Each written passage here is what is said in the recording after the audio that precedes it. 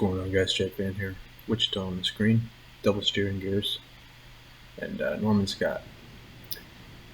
Wichita is one of the most powerful ships in the game, and the reason why I believe that is because the rudder shift has AP-US shells, and it has the radar and sonar combo with a heel. The way that I like to play Wichita is very aggressive, and you're going to see Wichita played extremely aggressively here. Biggest weakness of the ship, obviously, is that she doesn't have torpedoes, so very vulnerable to battleships if they're able to push up on you close. So keep that in mind. Probably the best rudder in the game, Wichita. So very, very agile, flexible, mobile. So very good ship. You don't necessarily need, in my opinion, to have to play a Kincaid on this for it to be dangerous. Norman Scott can get the job done, and Norman Scott's slot 3 perk lets me know how many enemy ships are targeting me anyway. So the extra range, a little bit of fire chance, all that adds up with what I'm looking for out of a Norman Scott and out of this Wichita build. So opening salvo there, you see we get a shot off for 1100 damage there in a fire. Kagero pops up. I want to support this La Fantasque. So you see me turn it hard to my right. My plan is to basically push out and catch this Kagero with his pants down and angle up against the Baltimore and get into a fight with the Baltimore. I know that my bow is strong enough to hold up against Baltimore, so I'm not too terribly worried about that. So there's our first shot that goes out. We fall short. But again, we know that Baltimore is in that smoke screen, and obviously we know that Baltimore doesn't have a smoke screen, so somebody else is supporting Baltimore with their smoke. So the enemy destroyer basically drops a spot. So at this point, I empty the chambers for the HE, switch to the AP. Notice in my inspirations, I have Yamamoto. This US AP is wicked, and I know it's smaller caliber guns or whatever, but it is wicked, and there's a double Citadel in the Baltimore. Okay, if you're going to sit here in a cruiser broadside to another enemy cruiser, you're going to pay the price, okay? Meanwhile, I'm keeping bow in, right? Boom.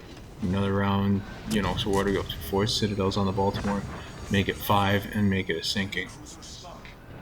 This Miyoko pushes around the corner. Notice where their second salvo came from, right? Okay, there's a triple Citadel right there on Miyoko. So where I'm at here, I'm a little worried about torpedoes, obviously, so I'm turning in here.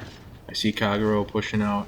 So I'm trying to bait the torps, right? There's the torp bait, right? Throw the shot at Kagero, came up short. I don't know what happened there, but I whiffed. So at this point, I'm basically trying to keep, at the same time, the dead carcass of Baltimore between Miyoko and myself. Why? Because torpedoes, I don't know if he's got them or not. And there you see another 4 Citadel shot and a sinking. So we've taken on, basically on this side, with help of, I think it's a Scharnhorst, we've gone out and we've taken out a Baltimore, we've taken out a Miyoko, and now we're hunting Kagero, right? Now we're just hunting a Kagero. And there's another double fire on a Kagero, up to 67,000 damage. Again, this isn't going to be some wicked, crazy, awesome game, but I just want to show what can happen when you play when you play Wichita against ships like Baltimore, Miyoko, etc., and you play aggressively and you know how to angle yourself up. You can be a very dangerous ship. So there you go. There's our third sinking right there, 71,000 damage. We're less than 5 minutes into the match, and we already have 3 sinkings. So yeah, I mean, that just shows the power of Wichita, and there's going to be another sinking coming up here. But this isn't some ripper match where it's like 125k. I just wanted to show and highlight the tankiness of Wichita and the effectiveness of the USAP, even on these light cruisers like Wichita, and the power of the radar sonar combo. It is devastating, and you're going to see the power of the radar come up here in a second. before I get sunk. So again, this isn't some great game, but I just wanted to highlight it because this shows exactly what, in my opinion, a cruiser should be doing for the most part, um, especially when it's presented with these opportunities to go out and go after destroyers. So, but kind of getting back to this Wichita setup here, I mean, if you didn't have a chance on the campaign to get Wichita and it pops back up in the store, I would strongly make a suggestion to look at it. Reason being is because it's a forgiving cruiser, in my opinion, and it is a great destroyer counter cruiser. So, in my opinion, you do the Scott build and give yourself a little extra fire chance. You can do some burn damage. You can get a lot of good options out of this ship, and a lot pretty versatile play. So don't be afraid to get up and rumble with it, right? Get up and brawl a little bit. Now, back to what I was talking about before. So I was spotted, right? So I know that there's something inside my spotting range, and if I'm not spotting back, most likely, that would indicate what? That it's the last enemy destroyer, right? So I pinged the Odin. It wasn't actually Sharn. This is an Odin. So my comment earlier about being Scharnhorst disregarded. But notice what I did. I popped the radar, right?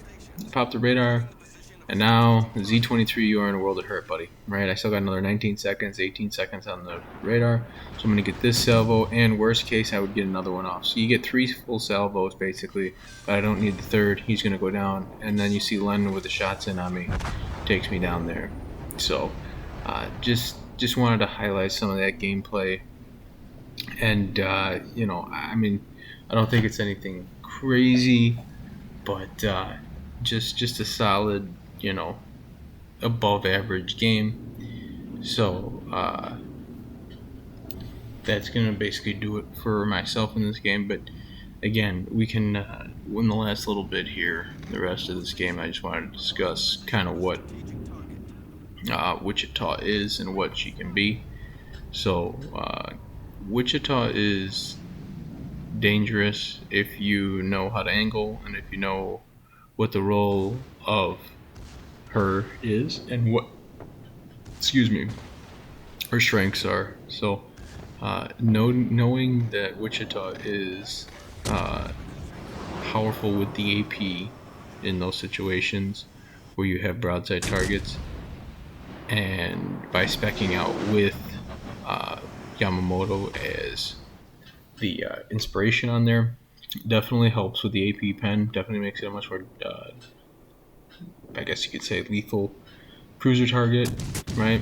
Because that extra penetration is definitely going to help with the damage dealing ability and the alpha strike ability. So you look up in our upper right corner just to kind of review over what we have here in this match, and 4 sinkings is nothing to blink at, especially when it's 2 cruisers, and 2 destroyers. So definitely doing my job here as a cruiser. But we have 12 citadels. So, don't sleep on Wichita when you're presented a broadside target. Now, that being said, you're not going to be overmatching bows and stuff with it, right? So you have to be shell conscious, if you wanted to choose a word for it or a phrase. You have to be mindful of what rounds are appropriate for that situation and what rounds aren't. So where you see here, Lennon's going to go down here in a minute, right? It's got nothing left, and that's going to be a win for the team. So again, just the power of the radar sonar combo it's incredible. So Albemarle, check it out. Wichita, if it comes back in the store, I'd get it. Hope you liked the video, guys. If you did, give it a like. See you next time out on the high seas. Take care.